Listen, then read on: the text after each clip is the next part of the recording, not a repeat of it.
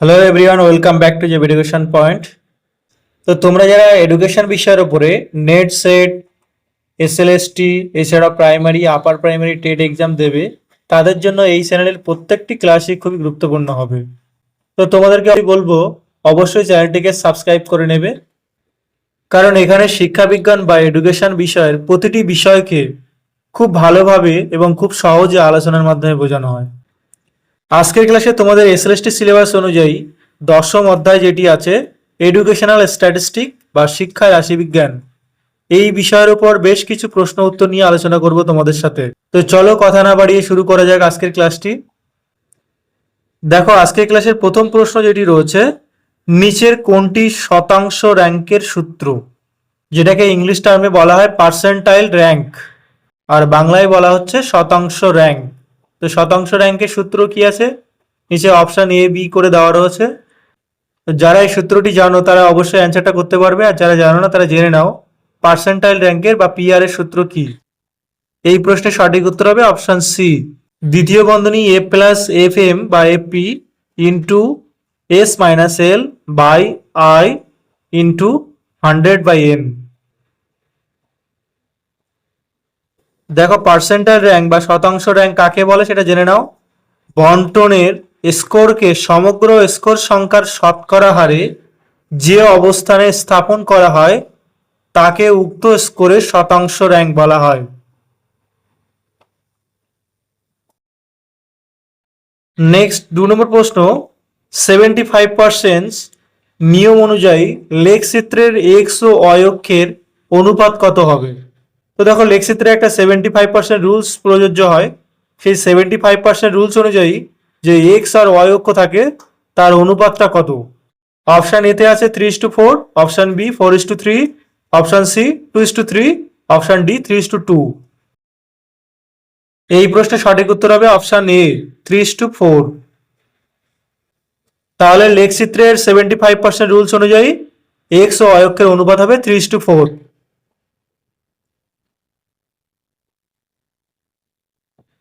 Next 3 নম্বর প্রশ্ন, product moment পদ্ধতির প্রবর্তক কে?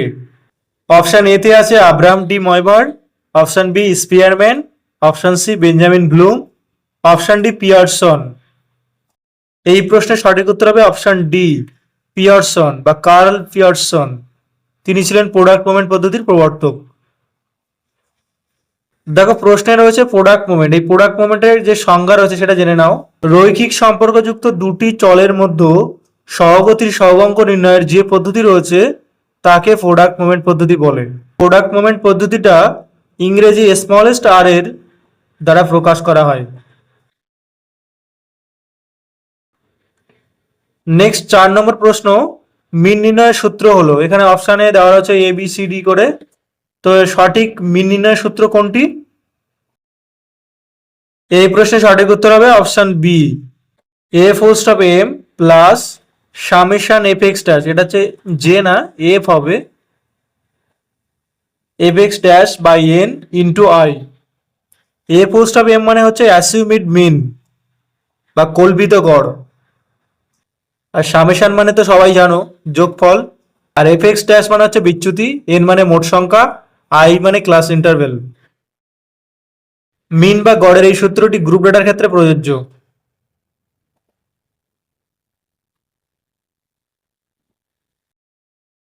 নেক্সট 5 নম্বর প্রশ্ন, দেখো, স্কেল হলো পরিমাপের কৌশল, কেন্দ্রীয় প্রবণতা, ট্যালি মার্ক আর কাঠের দণ্ড।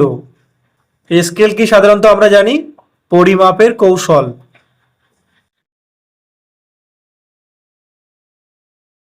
নেক্সট 6 নম্বর প্রশ্ন, এলোমেলো তথ্যগুলিকে যখন যথাযথভাবে সাজানো হয় তখন সেগুলিকে কি বলে? অপশন এতে আছে tally, option B frequency, option C ungroup data, option D group data. এই প্রশ্নের সঠিক উত্তর হবে অপশন ডি গ্রুপ ডাটা। দেখো, প্রশ্নে কি বলা আছে, এলোমেলো তথ্যগুলিকে যখন যথাযথভাবে সাজানো হয়, তো যথাযথভাবে সাজানো হয় গ্রুপ ডাটার ক্ষেত্রে, আর আনগ্রুপ ডাটার ক্ষেত্রে এলোমেলো ভাবে সাজানো থাকে। পরে 7 নম্বর প্রশ্ন, কোন বন্টনের পরিসংখ্যাকে চিহ্নিত করা হয় নিম্নের কোনটির দ্বারা? অপশন এতে আছে আর দ্বারা, অপশন বি আছে টি এর দ্বারা, অপশন সি এফ দ্বারা, অপশন ডি আই দ্বারা। এই প্রশ্নের সঠিক উত্তর হবে অপশন সি এফ দ্বারা। দেখো এখানে প্রশ্নে বলা আছে পরিসংখ্যাকে চিহ্নিত করা নিম্নের কোনটির দ্বারা। তো পরিসংখ্যা মানে কি? ফ্রিকোয়েন্সি। তো ফ্রিকোয়েন্সিকে স্মলেস্ট এফ দ্বারা চিহ্নিত করা হয়। নেক্সট 8 নম্বর প্রশ্ন, পঞ্চম শ্রেণীর 20 জন শিক্ষার্থীর অঙ্কে নম্বরের সমষ্টি সামেশন এক্স ইকুয়াল টু 400 হলে এদের বাংলা নম্বরের গড় কত? দেখো এটা না, এটা হচ্ছে সামেশন হবে।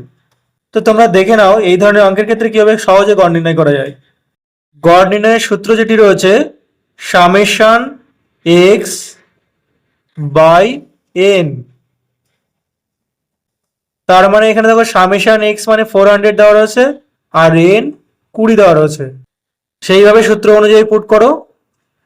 সামেশন এক্স 400, এখানে লিখে দাও 400, আর নিচে এন মানে 20, ওটাও লিখে দাও।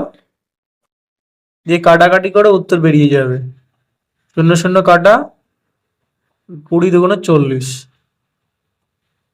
তাহলে এই প্রশ্নের সঠিক উত্তর হবে অপশন বি।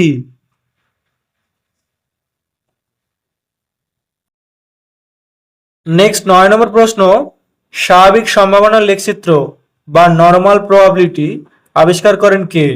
অপশন এতে আছে Abraham de Moivre, option B Michael সেরিবান, option C Pearson, option D Wesley. এই প্রশ্নের সঠিক উত্তর হবে option A Abraham de Moivre. তাহলে স্বাভাবিক সম্ভাবনার লেখচিত্রের আবিষ্কারক কে? Abraham de ময়বার।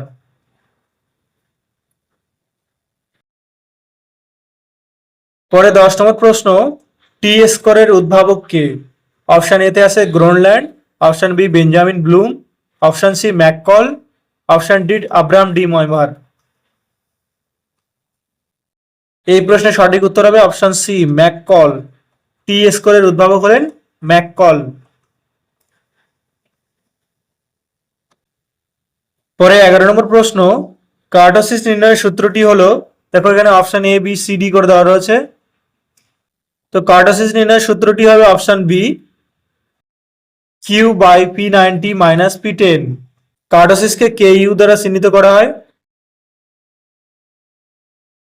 দেখো কার্টোসিস সম্পর্কে একটু জেনে নাও। কোনো বন্টনের লেখচিত্রের শীর্ষ দেশ স্বাভাবিক বন্টনের লেখচিত্রের তুলনায় কতটা উঁচু বা কতটা চ্যাপ্টা, তার মাপকে বলা হয় কার্টোসিস। দেখো এই কার্টোসিস আবার 3 প্রকারের হয়, লেপ্টোকার্টিক, মেসোকার্টিক আর প্লেটোকার্টিক। এই লেপ্টোকার্টিকে কে ইউ এর মান কত? 0.263 কম হয়। আর মেসোকার্টিকে কে ইউ এর মান কি বলছে? 0.263 সমান হয়, এটা সমান হয়, এটা কম হয়। আর প্লেটোকার্টিকের মান কি বলছে? কে ইউ এর মান 0.263 বেশি হয়, তার মানে এটা প্লাস বেশি হয়। তাহলে লেপ্টোকার্টিকে হয় কম বা মাইনাস, আর মেসোকার্টিকে হয় সমান বা সমান সমান, আর প্লেটোকার্টিকে সবসময় বেশি হয়, তাই ওটা প্লাস। সংক্ষিপ্তভাবে মনে রাখার জন্য একটা শর্ট ট্রিক বলে দিলাম। আর মানটা সবসময় মনে রাখবে 0.263। নেক্সট 12 নম্বর প্রশ্ন, সহগতি কয় প্রকার? অপশন এতে আছে 2 প্রকার, অপশন বি 4 প্রকার, অপশন সি 5 প্রকার, অপশন ডি 3 প্রকার। এই প্রশ্নের সঠিক উত্তর হবে অপশন ডি 3 প্রকার। দেখো প্রশ্নে যে সহগতি ছিল সেই সহগতি সম্পর্কে জেনে নাও। দুটি ভিন্ন বস্তু, ঘটনা বা দলের মধ্যে যদি এমন কোনো সম্পর্ক থাকে যাতে একটির মধ্যে কোনো পরিবর্তন দেখা দিলে অন্যটির মধ্যে কোনো না কোনো পরিবর্তন দেখা যাবে, সেই জাতীয় ঘটনাকে বলা হয় সহগতি। সহগতি 3 প্রকার, সেটি কি কি? ধনাত্মক সহগতি বা পজিটিভ কোরিলেশন, ঋণাত্মক সহগতি বা নেগেটিভ কোরিলেশন, আর শূন্য সহগতি বা জিরো কোরিলেশন।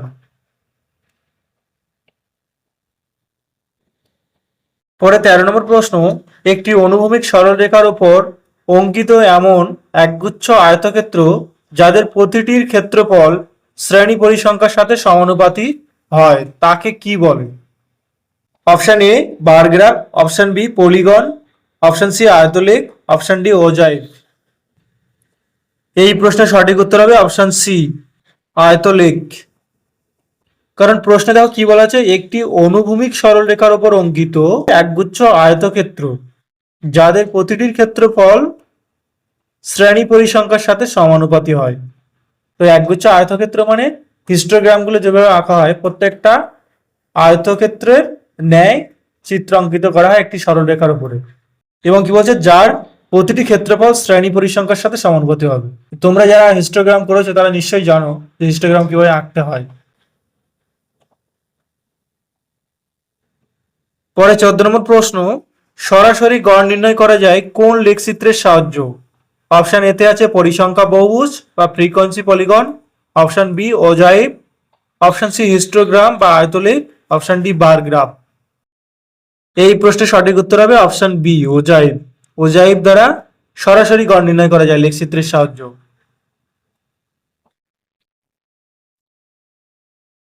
পরে 15 নম্বর প্রশ্ন, সহগতির সহগাঙ্কের মান সর্বদাই থাকে।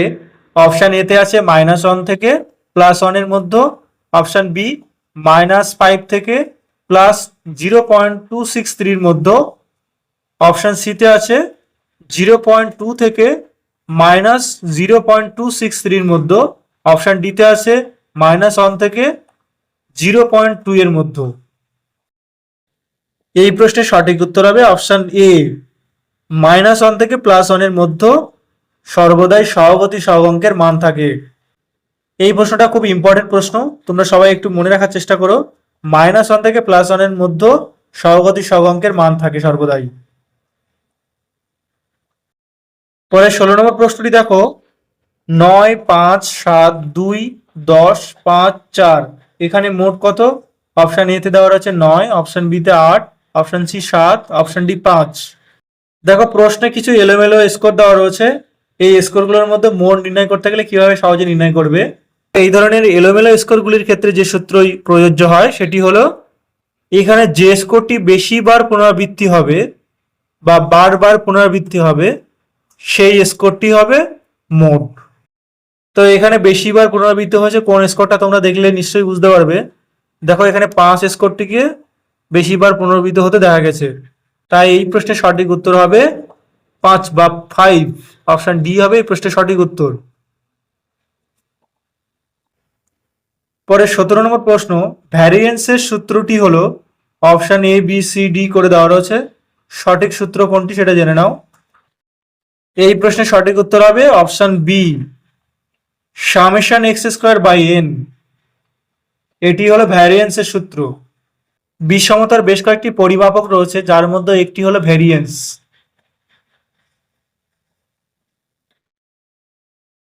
পরে 18 নম্বর প্রশ্ন, পার্সেন্টাইল র্যাঙ্ক নির্ণয়ের সূত্রটি হলো, option A B C D দেওয়া রয়েছে। এই প্রশ্নটি দুবার রিপিটেশন হয়েছে, যাই হোক এই প্রশ্নটির অ্যান্সার কি আছে দেখো। এই প্রশ্নটির সঠিক উত্তর হবে অপশন এ প্লাস দ্বিতীয় বন্ধনী এ পি বা এফ এম হয় ওটা into S minus L by I দ্বিতীয় বন্ধনী ক্লোজ ইন্টু 100/n।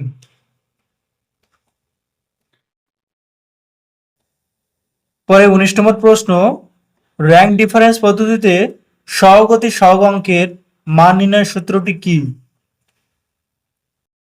এই প্রশ্নের সঠিক উত্তর হবে P = 1 - 6 summation d squared by n into n² - 1। মনে রাখবে র্যাঙ্ক ডিফারেন্স বা সহগতি সহগাঙ্কের সূত্র। তোমরা যারা ক্লাস করছো তাদেরকে আমি একটা বিষয় বলে রাখি, দেখো একটা ক্লাসে একটা চ্যাপ্টারের সমস্ত প্রশ্ন তুলে ধরা সম্ভব নয়, কারণ একটা ক্লাসের জন্য অনেকটা পরিশ্রম করতে হয়। তো আশা করি আমি নেক্সট টাইম যে ক্লাসগুলো দেব, যে কোশ্চেনগুলো বাদ গেছে বা বাকি কোশ্চেনগুলো পরের ক্লাসে তুলে ধরার চেষ্টা করব, বা চ্যাপ্টার ওয়াইজ আবার কোশ্চেন রিপিটেশন হবে। দেখো 20 নম্বর প্রশ্ন যেটি আছে, নিচের কোনটি কার্ল পিয়ারসনের প্রদত্ত প্রতিবৈষম্য বা স্কুনেসের সূত্র? এই স্কুনেসের শর্ট ফর্ম যেটা আছে এস কে, এর শর্ট ফর্ম। তাহলে প্রতিবৈষম্য বা স্কুনেসের সূত্রটা কি হবে? অপশন সি, এ বি উভয়ই সঠিক। ক্লাসটি যদি তোমাদের ভালো লেগে থাকে অবশ্যই একটি লাইক এবং কমেন্ট করে জানিও। এছাড়া তোমাদের বন্ধু বান্ধবী সার্কেলে ভিডিওটি শেয়ার করে দিও।